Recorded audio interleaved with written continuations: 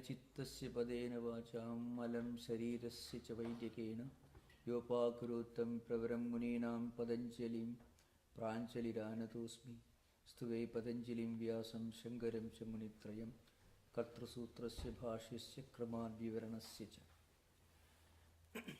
So we were discussing the 16th sutra. I think I mentioned a very important point to keep in mind. The sutras beginning with 17th and ending with 23rd of this 4th chapter Kaivalyapada try to establish the fact that there is one ultimate reality which is self-effulgent, which is the seer, the perceiver of everything. And it's called Purusha in the Yoga Sankhya tradition. And the context is very interesting. There seems to be a difference of opinion between Patanjali, the teacher of yoga philosophy, and also Sankhya philosophy by implication, because yoga philosophy derived its metaphysics from Sankhya system. So this point of difference between the Sankhya view or yoga view and one school of Buddhism, it is called Yogachara or Kshanika Vijnanavada view. It will be of peculiar interest to students of philosophy.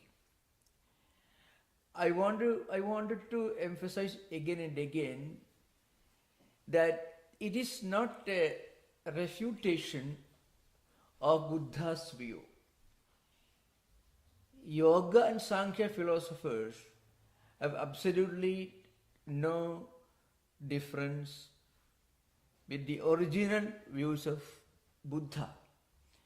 The Yogachara system is a system of philosophy that emerged almost 350 or 400 years after Buddha's passing away. So, in fact, this discussion continues, and this is an important area in the entire Yogachara text. Patanjali's system is relatively simple, but in this particular context, Patanjali wanted to emphasize one important point, that mind is not the self. Mind is not the ultimate seer. Mind is not the ultimate all-knowing subject. Mind is only an object. And the subject of mind or the seer of the mind is something that is behind the mind, that is beyond the mind, and that according to yoga view is called Purusha. So I wanted to create the right background for this. As I mentioned earlier, the yoga metaphysics is a derivation from Sankhya view. Sankhya philosophy was expounded by Kapila, but Kapila's original sutras are not available today.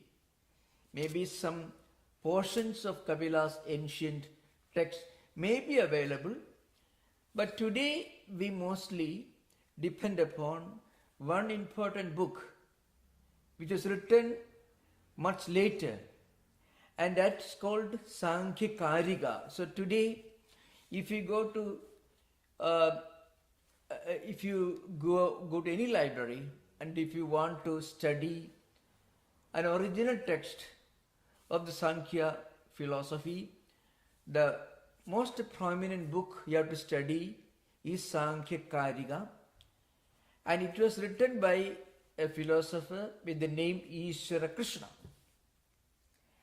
And in that book, he talks about 24 principles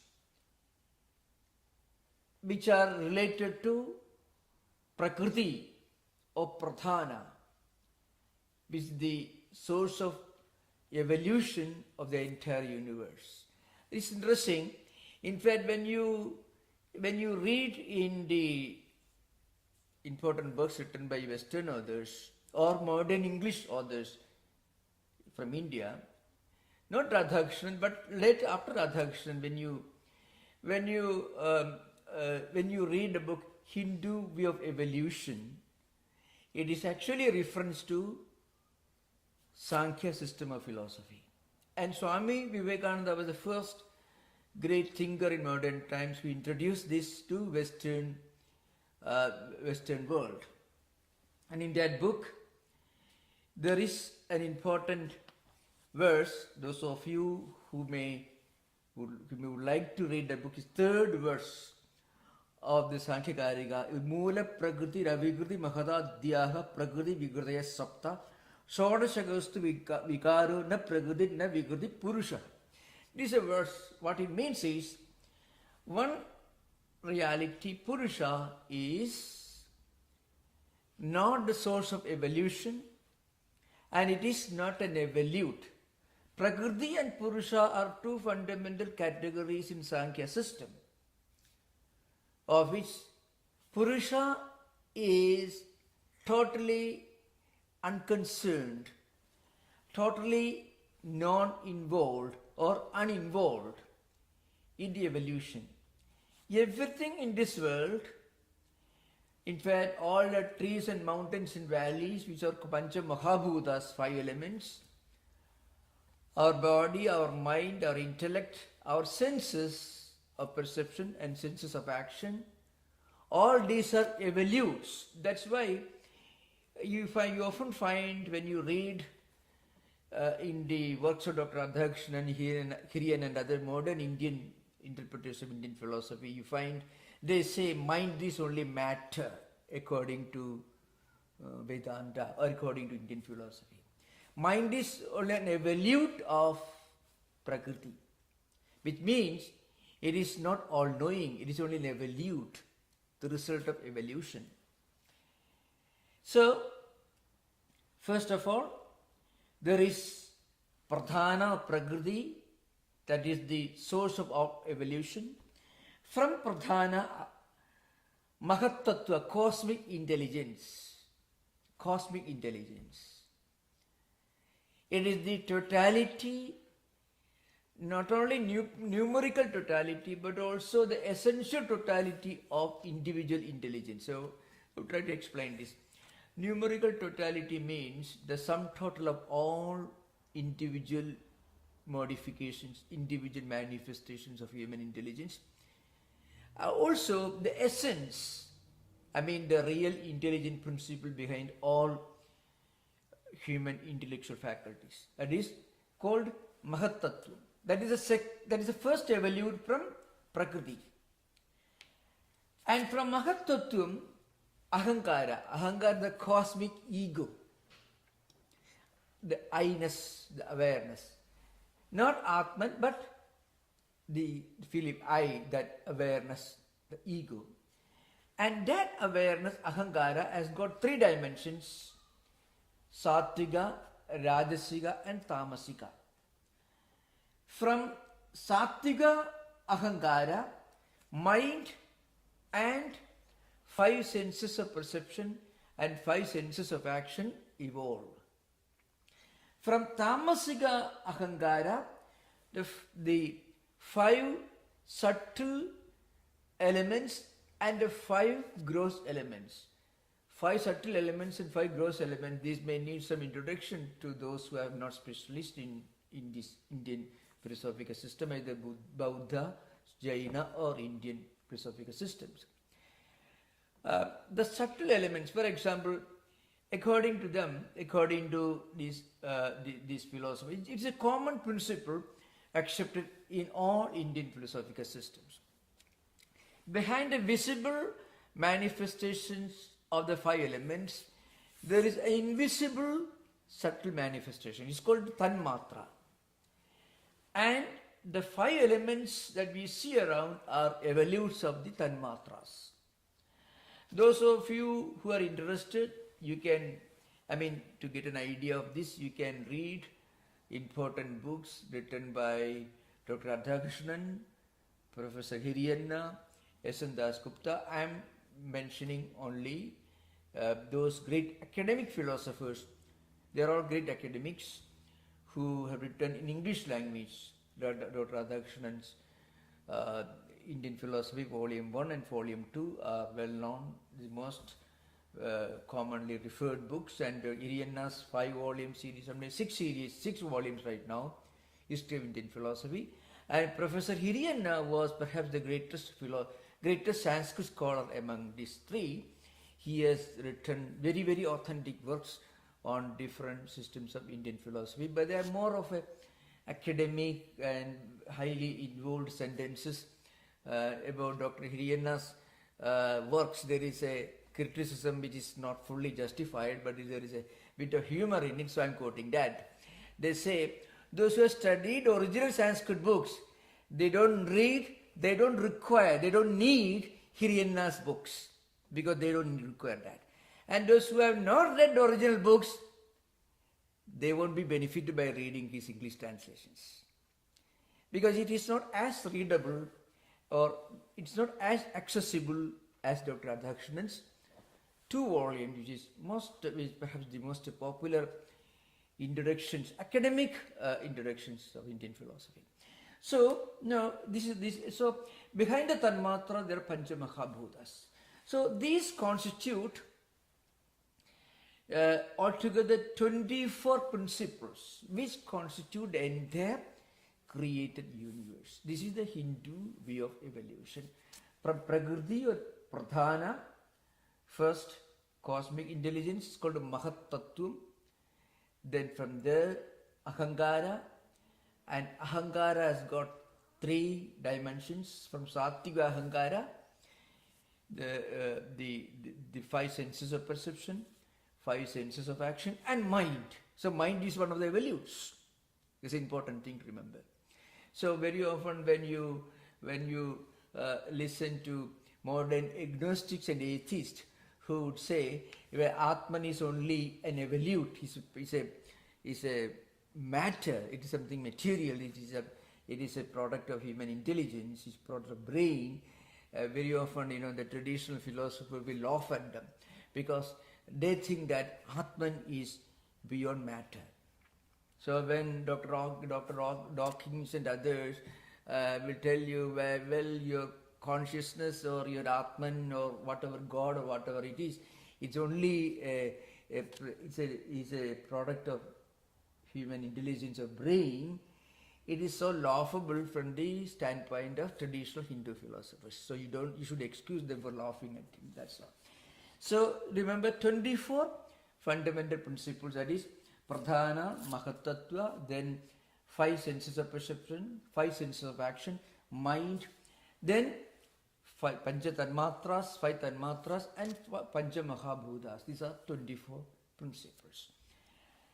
Now, these constitute what we see and experience with our 5 senses of perception, with the eyes, ears, mind, all in together. Whatever we see, whatever we objectify, all kinds of objectified knowledge belongs to this category.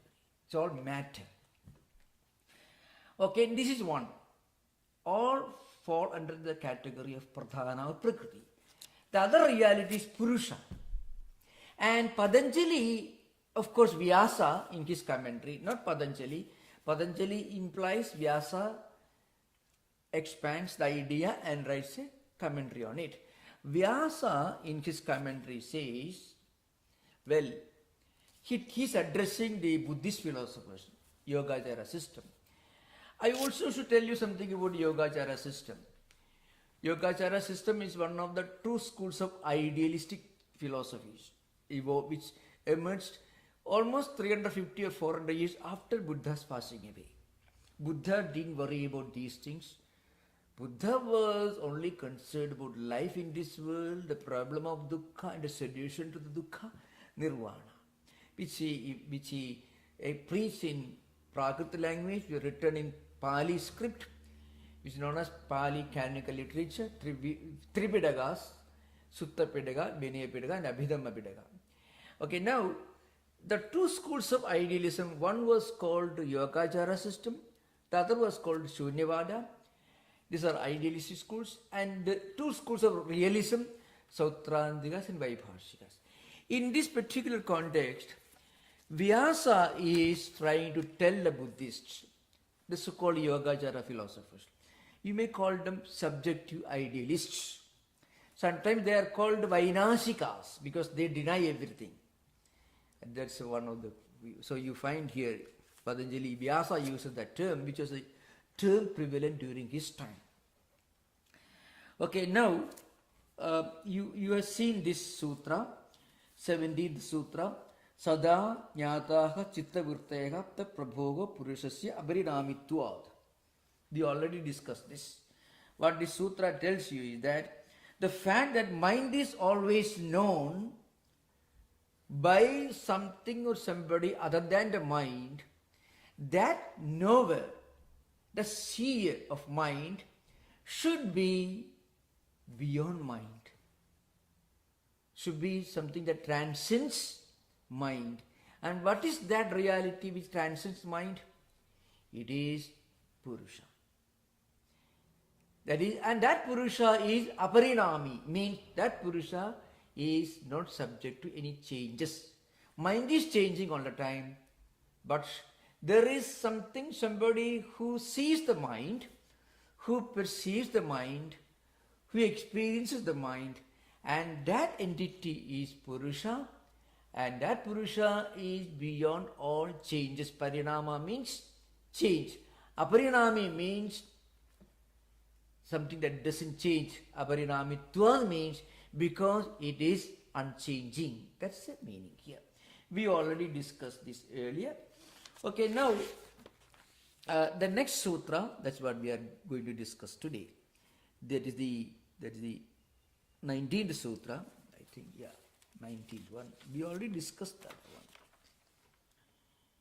18th sutra is the previous Abrinamitva. Then 19th sutra is Natat Swabhasam Drishyatvat. The 19th sutra. Natat Swabhasam. So means, that means that chittam, that mind.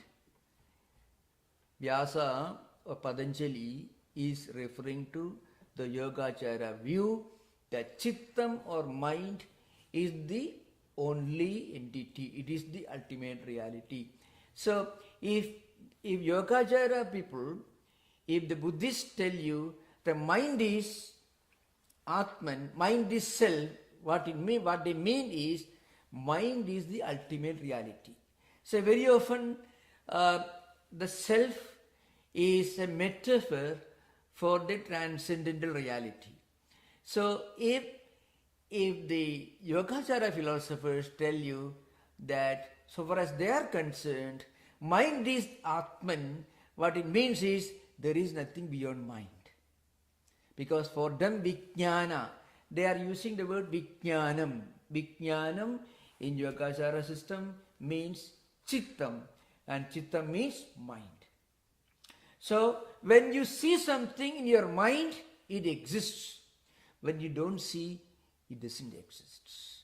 So the ontological reality, the ontological existence of everything depends upon your awareness of its existence. When you are seeing a chair in front of you, when you are aware of the existence of the chair in front of you, then the chair exists so far as you are concerned.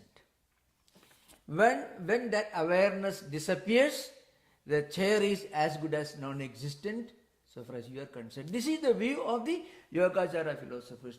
There is some resemblance to this Western school of this subjective idealism, Berkeley subjective idealism. Of course, there are major points of differences which beyond scope right now, we may discuss later. So, Vyasa tells that, Patanjali says that Natat Swabhasam Drishyatva. That mind is not, it is not self-effulgent, because it is not self-illuminating, because the mind is experienced by somebody. For example, I am happy, I am unhappy, I am hungry, I am thirsty. My mind is experiencing this. But who is the I? Or my mind is tired now. My mind is not happy now. So when you use the word sixth case, my mind, who is the I there? Somebody else other than the mind. And who is the I? According to Yogacara philosophers, there is no reply. According to Patanjali, that I is Purusha. Because Purusha is always the unchanging seer. So, this is a debate between the subjective idealists, Yogacara, and of course this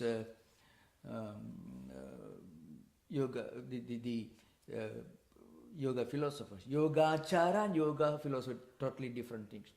Yogacara is a system of Buddhist philosophy. It's called, also another name is the Vijnanavada. So Yogacara or Vijnanavada. That is different from yoga philosophy. So they were called Yogacara philosophers like Vasubandhu, Asanga, Dignaga. They were great names among the Indian logicians and metaphysicists. They were called Yogacharas according to some scholars. They were great practitioners of meditation and Ashtanga Yoga. So, and if you go to certain places in India, especially the state of Bihar and Madhya Pradesh, Ajanta, Ellora, you find many caves and many images of great Buddhist saints and sages seated meditative posture. So it is believed that they were also great practitioners of yoga, and some of the commentators of yoga system, yoga philosophy, were also Buddhists. So it's a different matter. So somebody may ask this question: what's the use of all this discussion? Two reasons. One is a very interesting academic exercise. Second reason is it helps you to make better use of our energy and time. That's an important thing. Because when you understand yoga, what happens is we get a better picture of our own inner resources, our own mental faculties. See, for example, if you can think of something beyond the mind, then you can imagine, well, I'm tired, but the real I is somebody other than my mind. And that I is only witness of this mind which is getting tired. So that I am not tired. So you can always visualize somebody behind mind. In fact, if you can go beyond mind, if you can think of something or somebody that goes beyond mind, it is actually a great relief. In fact, in mindfulness meditation, we are actually going beyond mind. But the mindfulness philosophers won't admit that it is a search for Atman. That's the only thing. And another thing I want to mention is, when you read Swami Vivekananda's complete works, you should remember Swamiji is trying to link and connect yoga system of philosophy with Vedanta. Because Swamiji knew, as a great philosopher and a spiritual teacher, he knew that yoga system of philosophy finds its fulfillment only in Vedanta. So here there is an interesting statement from Vyasa in his commentary. Bhashyam. Syat ashanga chittameva swabhasam vishyabhasam cha vainashikanam chittatmavadinam bhavishyati idi agnivat. It's a statement that comes from Vyasa. The idea is this. Here is a doubt may arise. He's introducing this debate between two schools of philosophers. The Vijnanavadins, who tell you that there is nothing beyond chittam, beyond mind. So Vijnanavadins use this term chittam, mana and vijnanam to mean mind. Mind is what they actually are talking about. So in this context, Vyasa says, listeners may feel this doubt, they may feel this doubt. Ashanka means doubt. Chittameva swabhasam.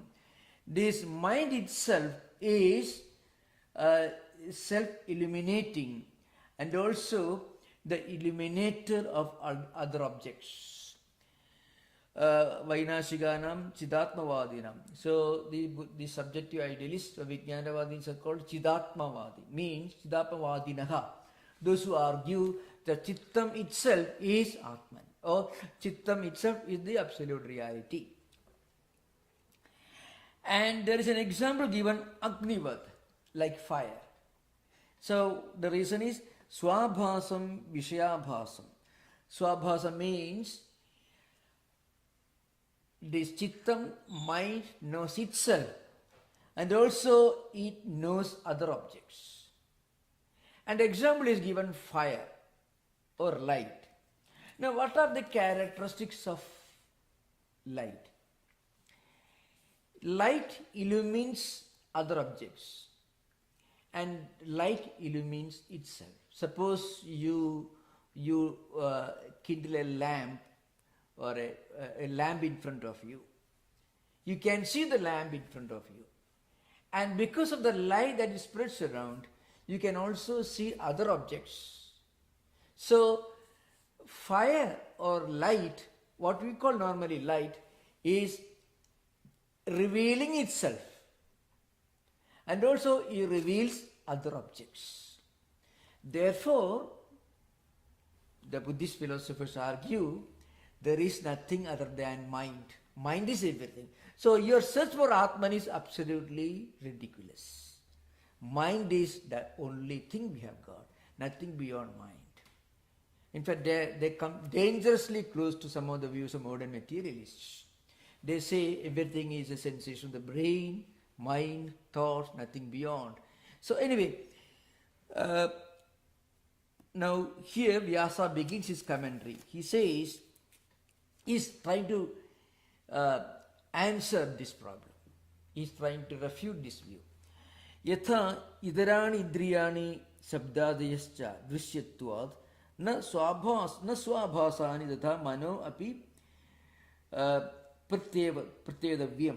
So yatha idarani indriyani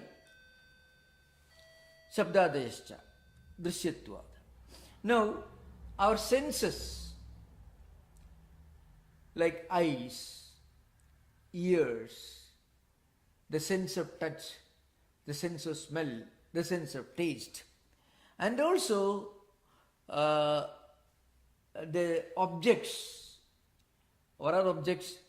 Shabda, sparsha, rupa, rasa, gandha. For example, shabda we hear, and rupa we see, sparsha we touch, rasa we through taste we know, and gandha through smell we understand. These are all different objects. And ears, eyes, all these are different senses by which we come to know of different things, different objects by seeing, visual, by audio, by hearing, or by smelling, or by tasting, whatever it is. And all these are drishyas, all these are experienced or seen by somebody else. Why? Because mind is experienced and seen by somebody else. Because when we feel we are hungry, we are thirsty, somebody else is realizing that, well, my mind is now angry, my mind is now disturbed, my mind is now agitated. So when you use the my mind, who is the I there? Somebody other than the mind. So according to that somebody, which is other than the mind itself is only an object. Drishya means something that is perceived or seen. So who is the seer? Somebody other than the mind. So na swabhasani tatha mano api pratyedavyam. Therefore, mind also is actually an object. that is illumined by somebody else. That's Agniratra Drishtantaha. Therefore, Vyasa says in his commentary, your example or your idea of showing fire as an example to show the self-illuminating characteristics of the mind and also its faculty to illumine other objects, it is not correct, because mind itself is illumined by somebody else, is seen by somebody else, experienced by somebody else. When I say my mind is disturbed, here somebody other than the mind is experiencing the disturbance of the mind. Therefore, mind itself is an object of experience. Therefore, the example of Agni, showing fire as an example, is not correct. The reason why this is not correct, actually it is to be understood according to commentators, it is to be understood in the light of an interesting passage in the Brihadaranyaka Upanishad. In the Brihadaranyaka Upanishad, there is a striking paragraph which is actually one of the most celebrated portions of the most celebrated Upanishad, Brihadaranyaka. It is called Jyoti Brahmanam. Means a particular section of the Brihadaranyaka text that deals with light. That's the literal meaning. Light here in the Brihadaranyaka is an important book in the Vedantic tradition. Light doesn't mean light as we understand it. Light means something that reveals everything, something in whose presence everything is revealed. So Jyoti is the word used here. Jyoti doesn't mean just a light that we see. Jyoti is a metaphor for something that is self-illuminating and something that is also which is something that illumines, which can illumine everything in this world. It's called Jyoti Brahmanam. So in the form of a dialogue between a great sage called Yajnavalkya and a great philosopher known as Janaka. So one day the great sage Janaka visits Janaka is the name of a king and a philosopher. Yajnavalkya is the great sage. One day this great sage Yajnavalkya is a great saint and philosopher. Yajnavalkya visits Janaka. He is a philosopher king who was Yajnavalkya's friend. So Yajnavalkya, the great sage, visits Janaka in his court. At that time, Janaka the king put some question to Yajnavalkya. The question is, Yajnavalkya, Kim Jyotirayam Purushayidi? This simple question. What is the light that helps us in this world? Of course, Kim Jyotirayam Purushayidi, Aditya Jyoti Samradidi Yokovaja, Aditya Neva Ayam Jyoti Shaste, Pallayade, Karma Gurude, Vipallade Didi, Ivamaveda Yajnavalkya. This is how it begins. It's in ascending order. It is a gradual evolution from the most physical light to spiritual light. A gradual evolution of human quest, of human inquiry from physical light to spiritual illumination. So the question is, the King Janaka, philosopher King Janaka, puts to Yajnavalkya, the sage. Kim Jyotirayam Purushayidi. What is that light which helps a person to live in this world? With the help of what light does a person sit, goes about, walks about, returns to his place and performs his duties and responsibilities? A simple elementary question. So Yajnavalkya replies, Aditya Jyoti means the light of sun. The first. Second stage. Then the King Janaka asks another question. Astamide Aditya Yajnavalkya Kim Jyotirevayam Purushayini.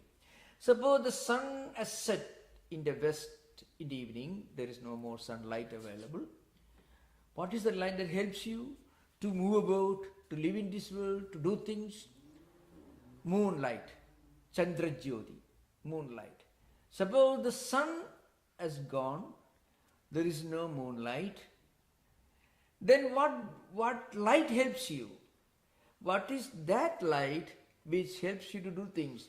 What is that light which reveals things? So, light should be understood to mean the illuminator, the ultimate revealer.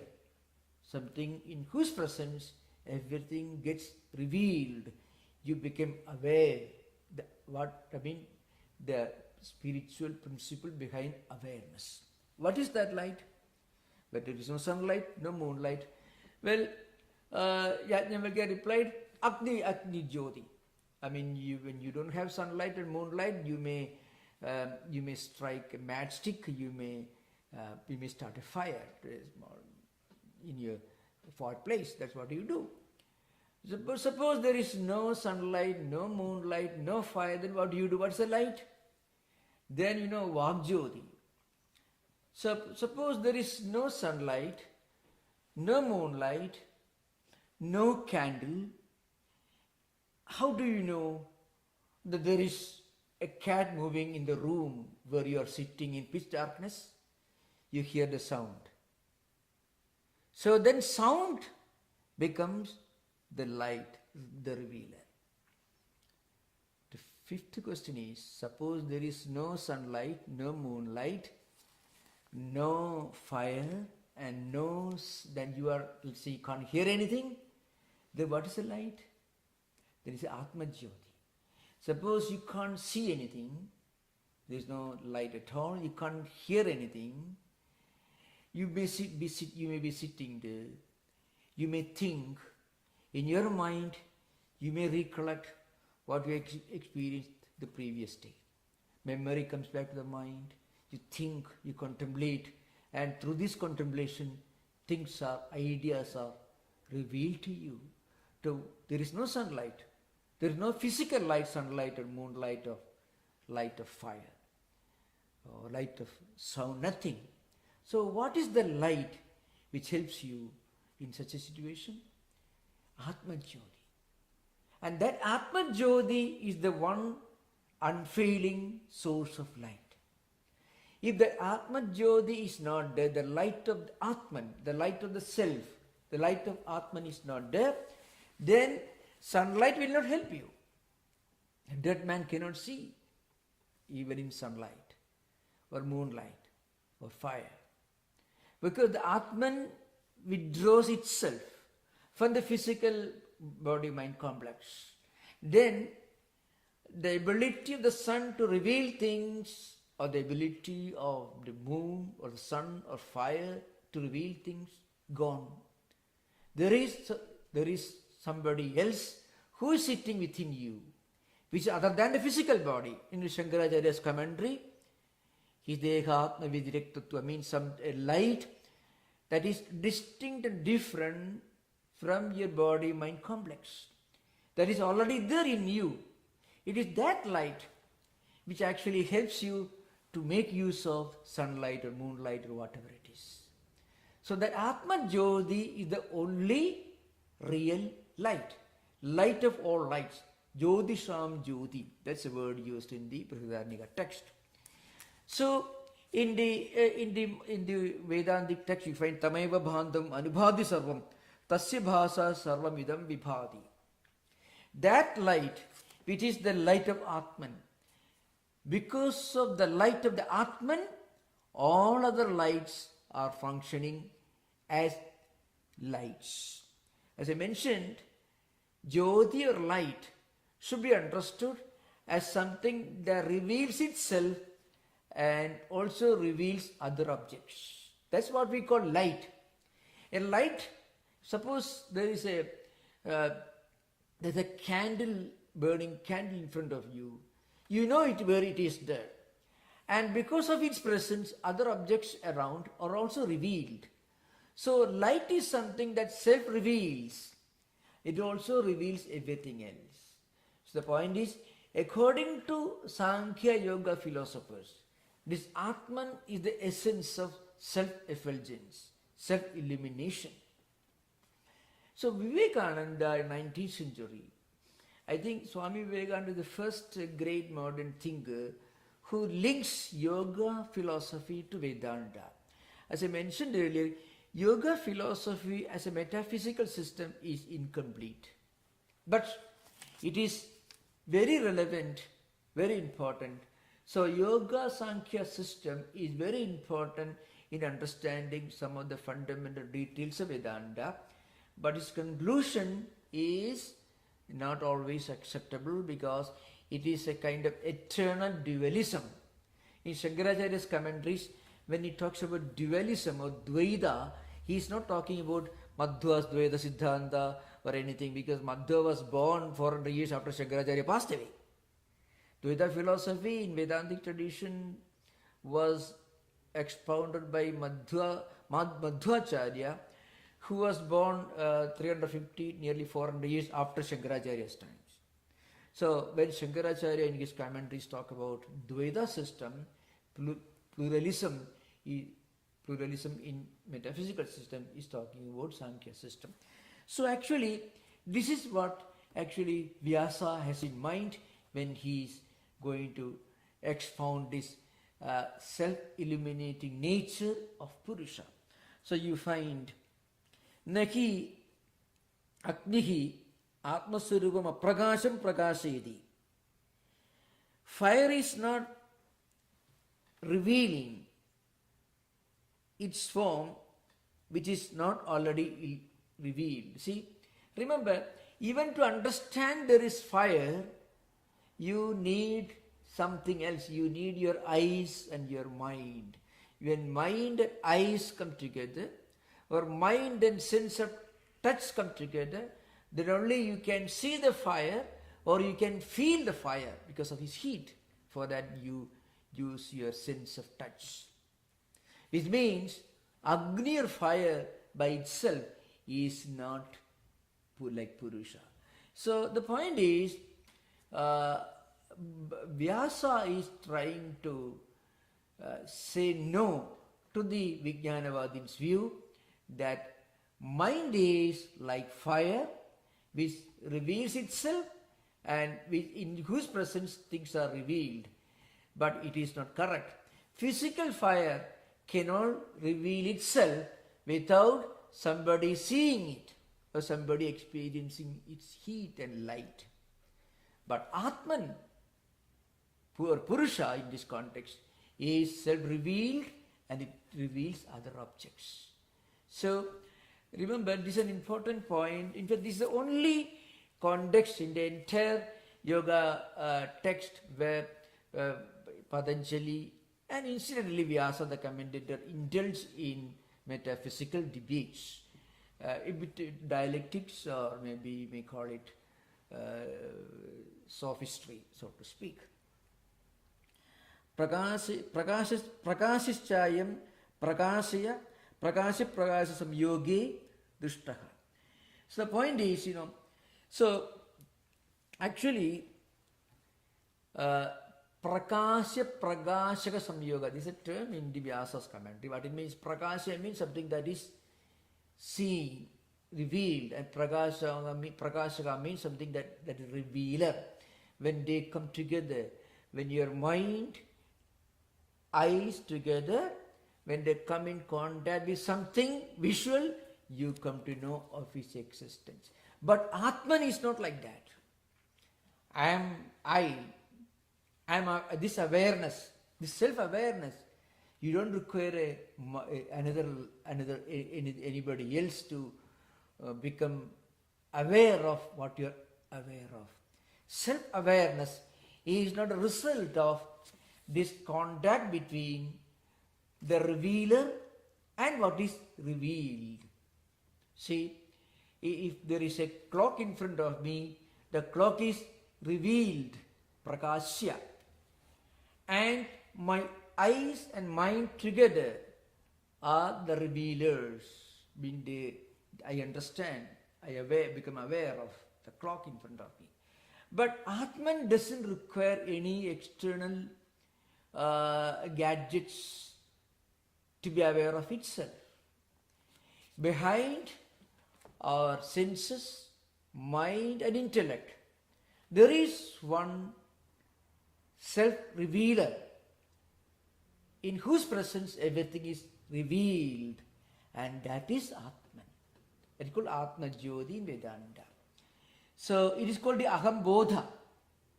Nacha Surupa Matre Asti Samyogaha.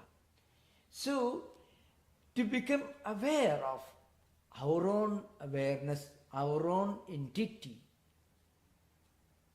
we don't require somebody else.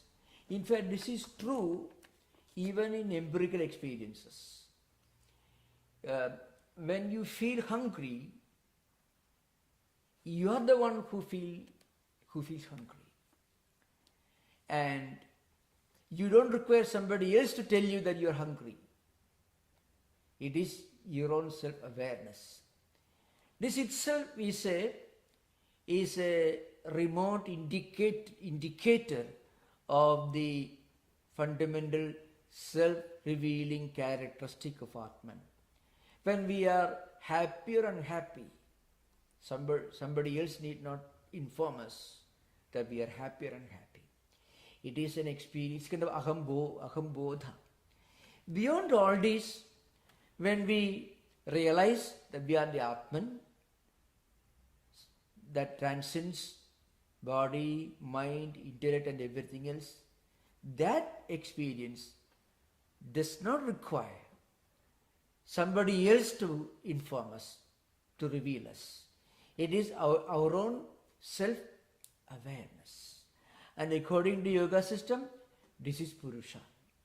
Again, this Purusha concept finds its fulfillment when you link it, when you understand it in the light of Atman. Nacha Swarupa Matre Asti Samyogaha. Means when we become aware of our own Swarupa, our own true nature, there is no connection between the revealer and the revealed. See, when a chair is revealed in broad light, your eyes and mind together see the visual object, and that chair and its presence is revealed to you.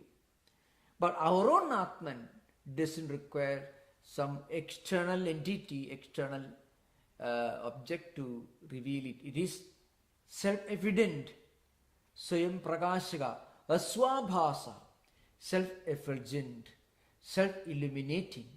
That is the nature of Purusha. So remember, as I mentioned earlier, from 17th Sutra to 23rd Sutra, slowly Patanjali is building up his theory that there is one Atman. Of course, in the Patanjali system called Purusha, which is unchanging, aparinami, which is the eternal, non-involved witness, subject or experiencer, and everything else in this world is subject to changes. So there is an interesting idea about this. Patanjali's system of evolution takes into consideration not only our biological system, physical system, but also the evolution of emotions and feelings, everything else. So all these 24 principles included in the evolutionary scale of Patanjali is much more comprehensive. It's an interesting thing about it, we will discuss later. Kincha swabhasam chittamidi agrahimeva kasyajit iti sabdartha.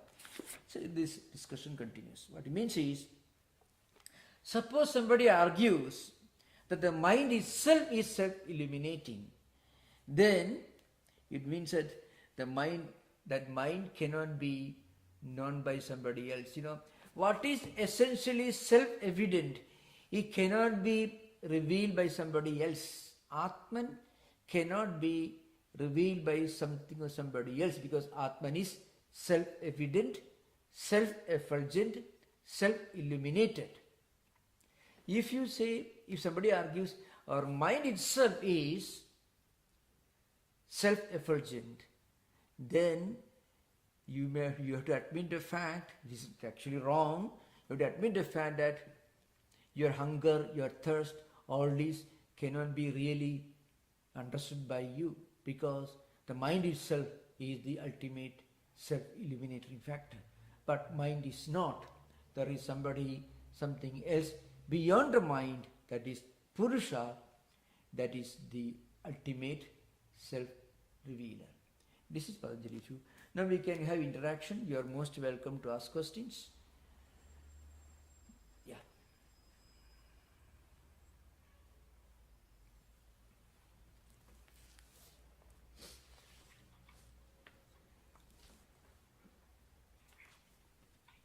Pranam Swamiji. Yeah. Can you comment on the mind's ability to introspect itself, particularly when we make spiritual progress, right? There is two personalities that coexist. There is a spiritual personality that emerges. Is that like, one view is of course the self watching the mind, but there is also like this one personality watching over the other. Can you comment a little bit on that, like the mind introspecting itself? Yeah. Actually, when we engage in spiritual disciplines, we actually quest in search of our own true identity.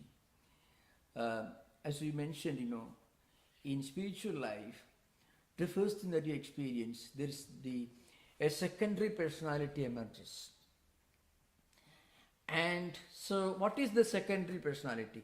I'm not talking about the secondary personality referred to by Jung in his Modern Man in Search of Soul. That's it.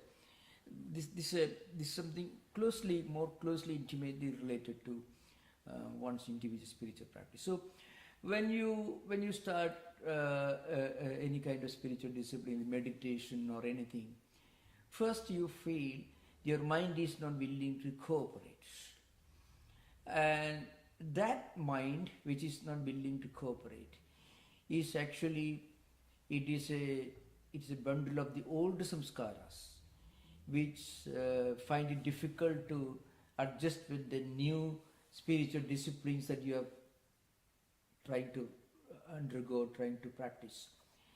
But gradually you find that conflict slowly goes down, slowly it decreases, and you are able to practice meditation without much conflict. I mean, the conflict level goes down. You find your mind is cooperating much better right now. So that shows that the secondary personality, the personality which is willing to accept meditation as an important thing and willing to cooperate with you when you try to meditate, that personality becomes stronger and stronger, and proportionately the previous one which did not cooperate with you when you first tried to meditate, that personality becomes weaker and weaker. That's because the new personality is moving closer and closer to your real self, Atman. The close proximity with Atman, with the spiritual ideal, it reduces the conflict. At the beginning, mind agitates. I feel like going away from the meditation room. Even when you try to read a good book, whether it is Sermon on the Mount or Bhagavad Gita, or any holy text of any tradition, which you feel a bit of boredom. Mind suddenly revolts, and you throw away a book and you start reading some comics to get some relief. Really speaking, people start switching the TV because your mind is not willing to cooperate when you try to read something less exciting but much more important and spiritually helpful. So mind suddenly agitates, and you go and switch on the TV and you see something not entirely helpful, not altogether very helpful to spiritual life, and then you feel relief. The previous mind, the previous personality is dragging you away from your meditation room. and it is happy when you switch on the TV. But if you persist in the spiritual discipline, slowly that conflict keeps decreasing.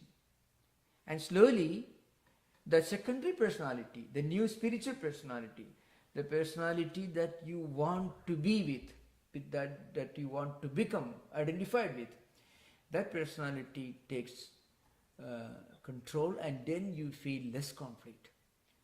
So in the Gita, sthita prajna,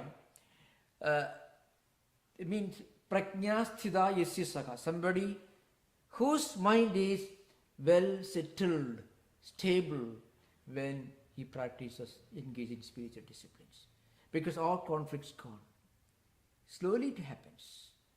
That's because your mind is moving the right direction, the direction of Atman, direction of God, the direction of your spiritual ideal. And then mind becomes stable and stable. So this is what happens. Please, David, please. Thank you. Swami, is that like a transformation of buddhi, or is it like a fifth component of mind? I mean, what is that new personality? Is it more of a transformation of some other part of the personality, or is it a new mind? Yeah. A new part of the mind, rather. The new personality emerges because you are generating new set of samskaras, impressions, and that eventually refines, modifies the buddhi. Buddhi and mind should be more or less understood to be identical to each other in this context.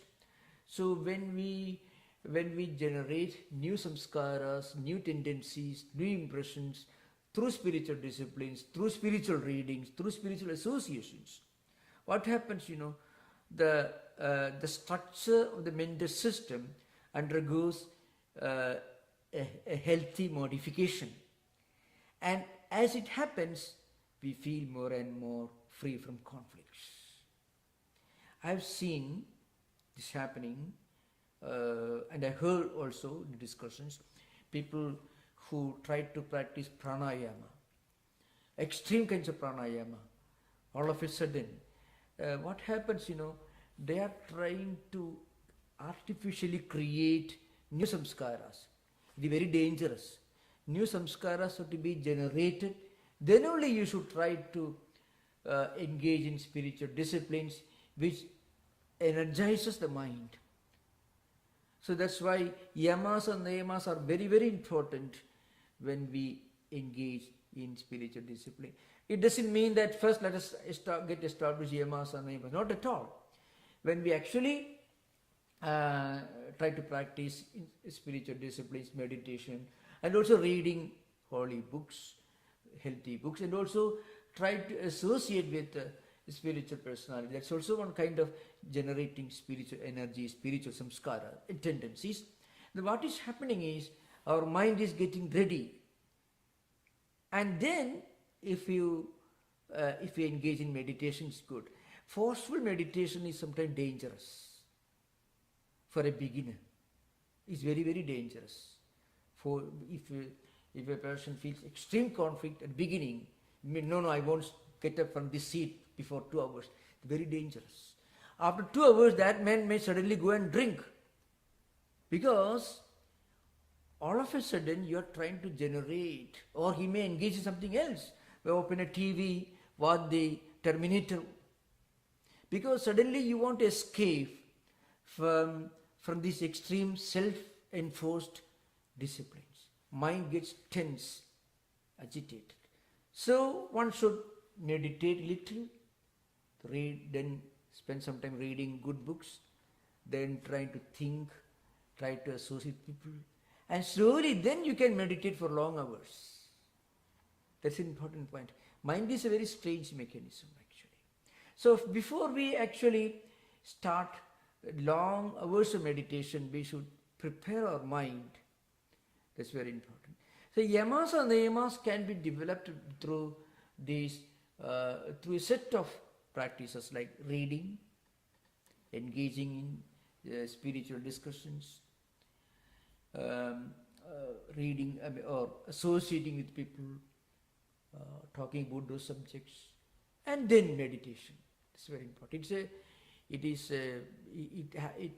should be taken up on so many different fronts, not just one extreme focus thing. That's why Swami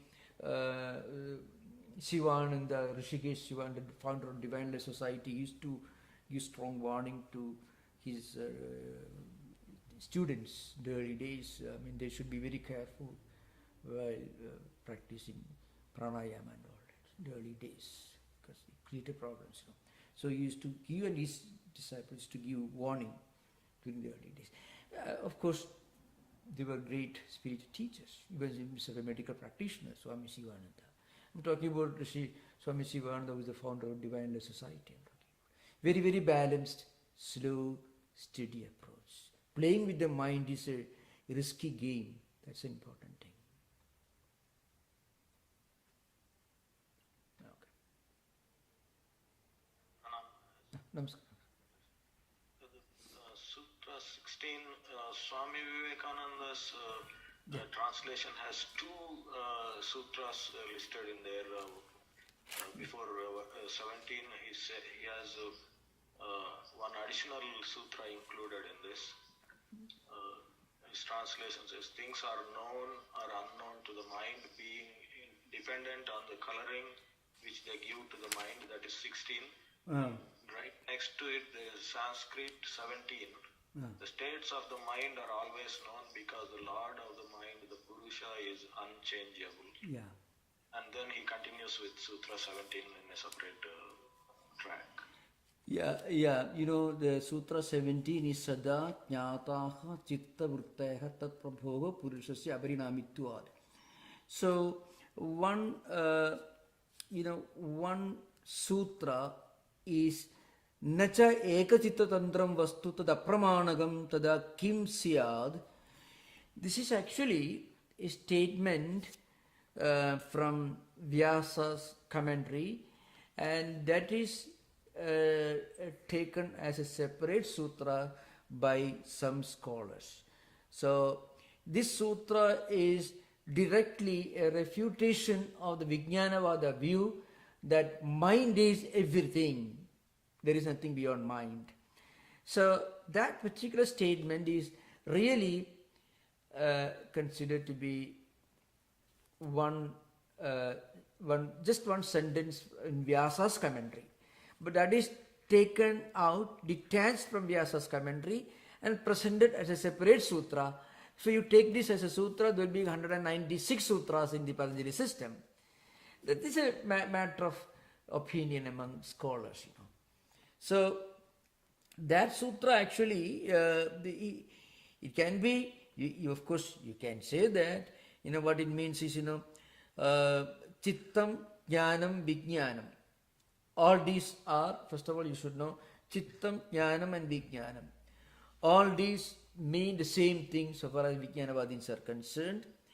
And according to them, suppose you come to know one object, and if that object disappears and some other object comes, then when the previous object disappears, so far as you are concerned, the previous object doesn't exist, but it may be still seen by another person. So how can you say that the previous object doesn't exist at all? So it's only in your mind you can say it doesn't exist, but so far as others are concerned, it exists. Actually, it is something linked to Kshanika Vijnana. Kshanika means momentariness, Kshanabhangavada of the Vijnanavadins also. So your question is this, Ekachitta Tantram Jna. It is not linked to your mind. The object, the existence of an object doesn't depend upon your mind. Your mind cannot be the ultimate decider, because even when you don't see, others see the same object. So, nacha ekachitta tantram vastu tada apramanakam tada kim syad. Ekachitta tantram means vastu na ekachitta tantram. What it means? Vastu means object. Na ekachita tantra means its existence doesn't depend upon whether it is experienced by one mind or another mind. When you don't see it, somebody else sees that. So it is not authentic, it is not apramanakam. That Vijnanavada view is not authentic.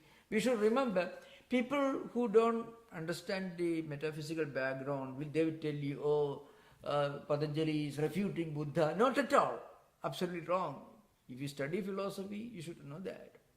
Patanjali has no conflict. Vyasa or Patanjali, they may not have even see. See, they live 400 years after Buddha. This Vyasa is not the author of Mahabharata. You should remember that. The Vyasa is a different person. He comes as one of the teachers in the Patanjali school of philosophy. So one of the arguments in favor of the view that Patanjali came after Buddha is that Patanjali must have lived around 2nd or 3rd century AD. That means 300 years after Buddha. The reason is Patanjali refers to Vijnanavada school of philosophy. So this particular statement coming in Vyasa's commentary should not be taken as a separate sutra. That's only. So Swamiji just taught. Swamiji taught these sutras in San Francisco when he was staying here somewhere in the city. He started giving classes in Raj Yoga. This is how it came out. And Swamiji didn't have a regular book at that time. Perhaps the book that was published at that time that Swamiji used while teaching must have one format that's different from the present versions of Patanjali text. It's a matter of not a very significant thing. The statement is apparently is a refutation of the Vijnanavada school of philosophy, which says that mind or chittam is the only ultimate reality, nothing else. That's one more question on this, Maharaj. Yeah. This sutra indicates minds are multiple and separate. Each there are indirectly it's saying one mind. True. See Yeah. What stage of evolution in Sankhya system do minds become different? Only the Okay. It's a good question. Now, in Sankhya system, Mahattvatvam is there. The first evolute from Prakriti. Mahattvatvam is cosmic mind. Okay, that cosmic mind expresses or manifests itself in individual persons, and that mind is one of the evolutes of Sattvika Ahankara. So, if you can think of the structure of evolution according to Sankhya system, Purusha and Prakriti. Prakriti has got another name, Pradhana. From this Prakriti, first evolute is Mahattvatvam, which is cosmic intelligence, cosmic mind. From that cosmic mind, Ahankara, ego system. From that Ahankara, which has got 3 dimensions, Sattvika, Rajasika and Tamasika. From Sattvika Ahankara, mind emerges. So that mind is separate. Every person has his own mind. That mind is, it is not one. Every person has his own mind. It is plurality. So that mind is nothing but an expression of the Mahattvatvam, the cosmic mind, through the samskaras, individual samskara structure of individual persons. In other words, if a person is a good person, he has good samskaras, the Mahattvatvam expresses itself as good samskaras, good mind in the good person. Another person's mind is different. Maharaj, you mentioned in today's commentary that Sattva and Tamas are the two parts of the mind that cause the evolution of the elements and the perception organs and action organs. What is the role of Rajas in this evolution? Yeah, there are some schools of Sankhya philosophers who tell you that the indriyas, the karma indriyas and jnana indriyas are the evolution of Rajasika. But according to Ishvara Krishna, the karmendriyas and jnanendriyas, the means senses of perception, senses of action, and mind, they're all evolutes of Sattvika Ahankara. And Tanmatras are the evolutes of Tamasya Ahankara. Rajasya Ahankara is not involved in evolution according to Ishvara Krishna Sankhyakarya, which is the most authentic, available, original Sanskrit text that we read today. Thank you, Maharaj. Yeah.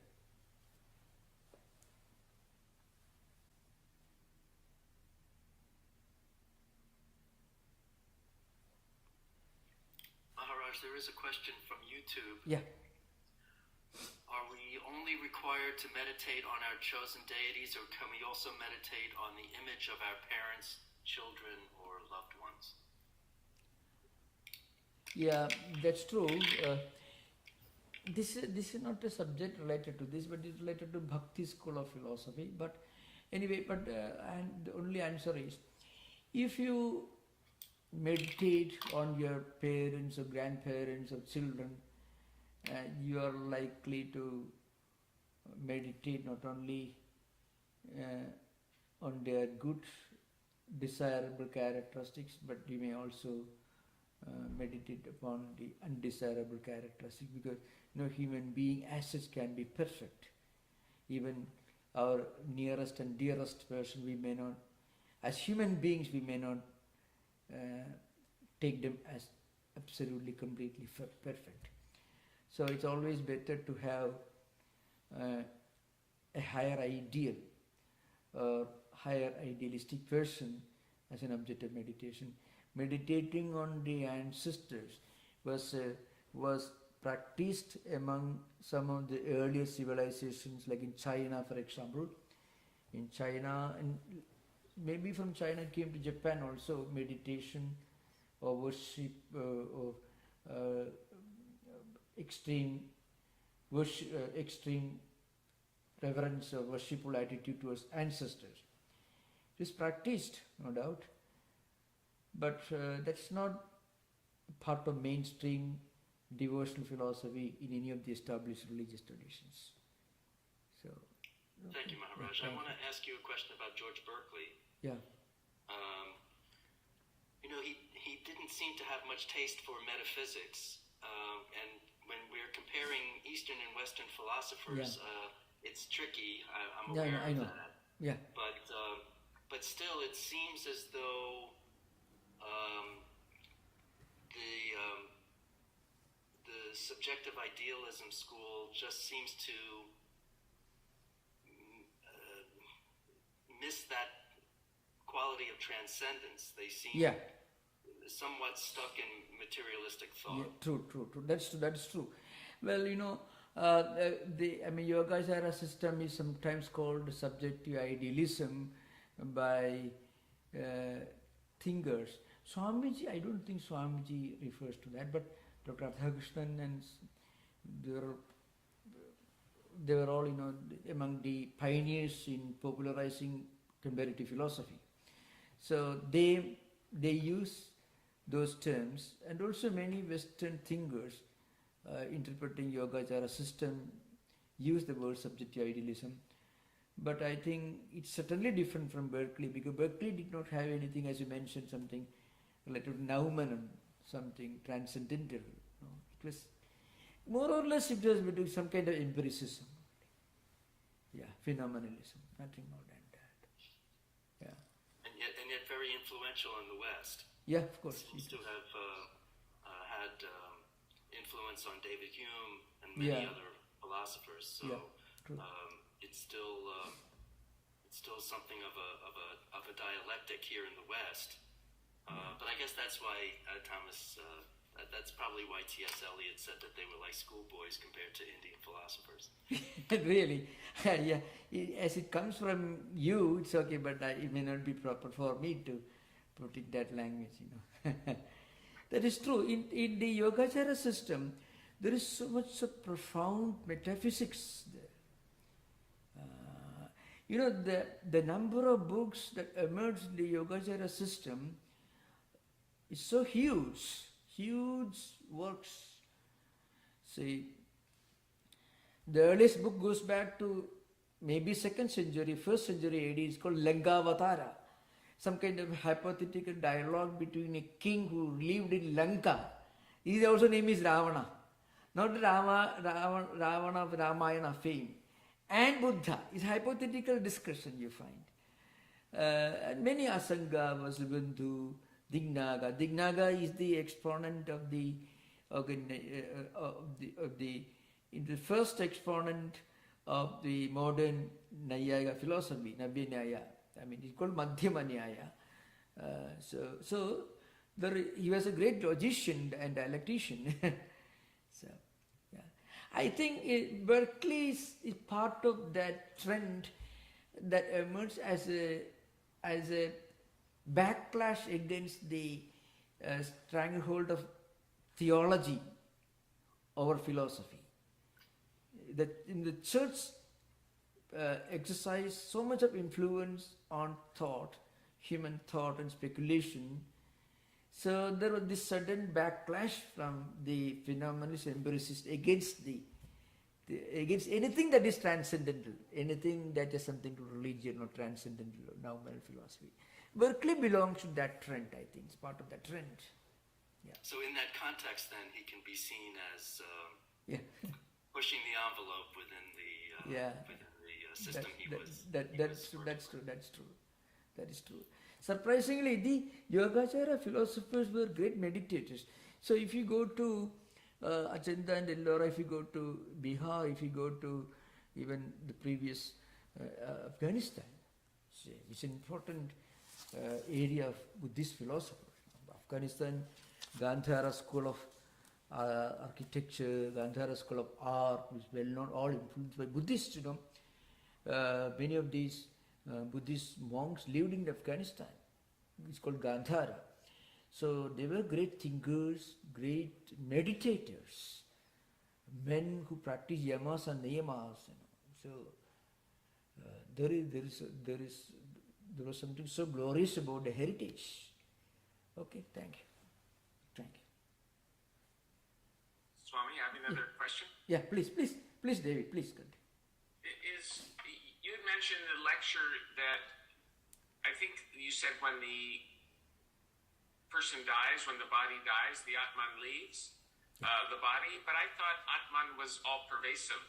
So how can it leave the body? Yeah. No, Atman withdraws itself. Atman, that particular body-mind complex, ceases to be an instrument through which Atman manifests. That's what is called death. So death is not destruction of Atman. Death is only withdrawal of Atman from that particular body-mind complex. It ceases to be a vehicle for the manifestation, an instrument for the manifestation of the presence of Atman. In one of the Upanishads, Chandogya Upanishad, in Tattwamasi discussion, those who you read 6th chapter of Chandogya Upanishad, which has got 16 sections, from 9th section to 16th section. Continuous discussion of Tattwamasi there. So Uddalaka gives an example. Suppose there's a tree, and if all the sap withdraws from the tree is no more alive. The tree is no more alive. It just dies away. So that's one example given. So Atman is nothing, death is nothing but the withdrawal of Atman from that body-mind complex. In the same Upanishad, there is an interesting scene. When a man is dying, all his relatives gather around him, and first he looks at them and he talks. Then he stops talking, he looks at them because he recognizes them. And then slowly his ability to recognize those persons standing around him, that also slowly decreases. and eventually that also leaves, and so the body ceases to be an instrument for the manifestation of Atman. That's the idea behind it. So it's still, the Atman is still there. Atman because is it's all everywhere. pervasive. It is everywhere. It's everywhere. So that again can be explained like this. What's the difference between a living human being and a wall? Now, if you say Atman is everywhere, Atman is in all of us. It is also on the wall. Now, what's the difference? The difference is, in Vidyaranya's Panchadashi, he gives an example, a very vivid example. He says, suppose you take a mirror and you throw a reflection of the mirror on the wall. It creates a patch of light. But that patch of light can be seen more brilliant, distinct from the rest of the wall. In all of us, there is this mind or buddhi. Mind and buddhi can be understood to be identical in this context. And on this mind, buddhi, Atman reflects. So when people die, that reflecting medium goes away. It merges with Atman as it's. Or like a pot, to secure pot, the space within the pot and the space outside the pot, there is no real difference. But it is called the space limited by the shape and size of the pot, and the space unlimited outside. Suppose that pot breaks, the space within the pot merges with the space, vast space outside. So this body-mind complex is only an instrument. Another example is, suppose you have, suppose you have, let's say 1,000 vessels filled with pure water, and burning sun overhead. The sunlight is reflected. The sun is reflected on the water. You break all these pots off, or these vessels. There's no more water, no more pots. So what happened to the reflections of the sun? Those reflections emerge with the real sun. These are some of the examples by which this question is answered in the scriptures.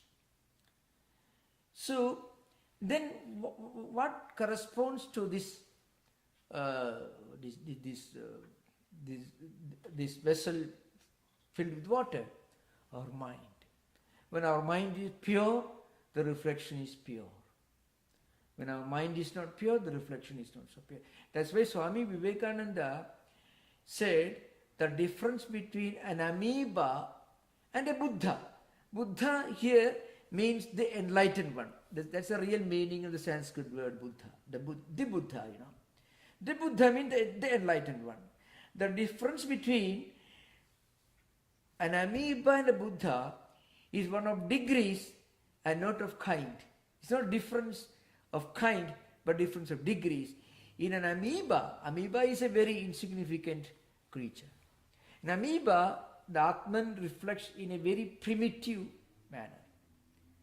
But in a Buddha, the enlightened one, Atman reflects in its full effulgence. So when we practice meditation, when we do spiritual discipline, spiritual practices, what happens? We are making our reflection, making our mind more and more pure, so that reflection becomes more and more pure. That's the idea behind. Yeah. Maharaj, I see Mark has had his hand up, and I think he might be ready to ask a question. Yeah, please, most welcome. Maharaj. Yeah. You spoke a little bit earlier when you were talking about pranayams. Yeah. Excessive pranayams, about the yamas and the niyamas. Yeah. And the last of the yamas has to do with non-covetedness, non-hoarding. I can't really pronounce the Sanskrit word. It's aparigraha. Aparigraha. Yeah. So, verse 30 in the second chapter, in Swami Vivekananda's commentary, Yeah. he talks about receiving gifts. Yeah. And he says the mind of the man who receives gifts is acted on by the mind of the giver. Yeah. So the receiver is likely to become blah, blah, blah, blah, blah. And at the end, he just says, therefore, receive no gifts. Yeah. So when I first read that, I had a hard time reconciling that with some of the habits, not habits, but the customs in our culture, like your birthday, Christmas, even at times when there's not like a celebration, people giving you gifts. Yeah. Could you please comment on, how someone here in America could reconcile if someone wants to give you a gift, should you not receive any gifts at all? Or there are certain gifts that are okay to receive? Or how should we deal with that? Yeah. What Swami, first of all, you should remember, this, it is part of the Ashtanga Yoga. Ashtanga Yoga, the 8 disciplines, this Yama, Yamasana, Pranayama, Pratyahara, Dharana, Dhyana, Samadhi, 8 disciplines. So these 8 disciplines are basically, traditionally, they are meant for individual spiritual seekers who are living contemplative lives. So a little bit of the historical background of yoga system should be understood. Yoga system, especially the Ashtanga Yoga, was essentially meant to be an individual spiritual discipline, and not to be done in a social context. And in that context, and many of these practitioners were living alone in forest hermitages, or either they were monks or they were retired householders. That's how the tradition is. So the point is, when you live a contemplative life, when you live a contemplative life, a recluse, then if you have a tendency to accept gifts from others all the time, it shows a desire. You have to think of the historical context of the early phase of yoga philosophers, So they had to practice some kind of self-enforced restrictions about accepting things from others, because if you don't restrain yourself, your desire for things cannot be controlled as an individual spiritual discipline. But in modern times, in the social context, it doesn't mean that. So you have to remember, it doesn't mean that you should not accept any Christmas gifts or you should not accept anybody who, it doesn't mean that. So all these spiritual ideas should be taken in the proper context. When you accept Christmas gift from your close friends or your well-wishers or your relations, your relatives or children and others, actually you are not accepting with great ambition and greed, grabbing, nothing of the kind. It is just a courtesy. It doesn't mean, it's a courtesy. It doesn't mean that you are violating the principles of yamas, not at all. On the other hand, if you are always ambitious, always looking for things, somehow to get people from get things from other people, then that desire, that ambition can be a problem. But Christmas gifts, or when children visit you once a year or a few times a year and give you something and you accepting of the terrible violation of yama, not at all. It should not be taken in that context. So they should be understood. So this is What about the verse 39, which says, when he is fixed and on receiving, he gets memories of past life? Oh yeah, that's true, that's true. That's again as a result of practicing yamas and niyamas to a higher level of perfection. When your mind is totally free from all desires, mind becomes like a pure water in a reservoir, or maybe in a lake. Water is pure. You can see the rock bottom. You can see what lies at the bottom of the lake. When the lake is full of dust and filth, which in the context of mind correspond to desires, agitations, feelings, ambitions, greed, and so on, then we won't be able to see and look into our own mind. So when we can free our mind from all desires and ambitions and all the agitations, then our mind will be able to connect with something that belongs to some distant past. We'll be able to, this is what you don't talk about it, but you understand it. It's an important thing. If one can practice total freedom from desire, greed, selfishness, then your mind develops a skill, a faculty, which cannot be scientifically proved, but can be very intensely felt. So many of our real experiences are only felt and not talked about. Many of the more important and real experiences are only experienced and not always explained. So at that stage, one will be able to, a practitioner of yamas and niyamas will be able to remember his past or her past. That's the idea behind. Thank you, Maharaj. Thank you, thank you, thank you.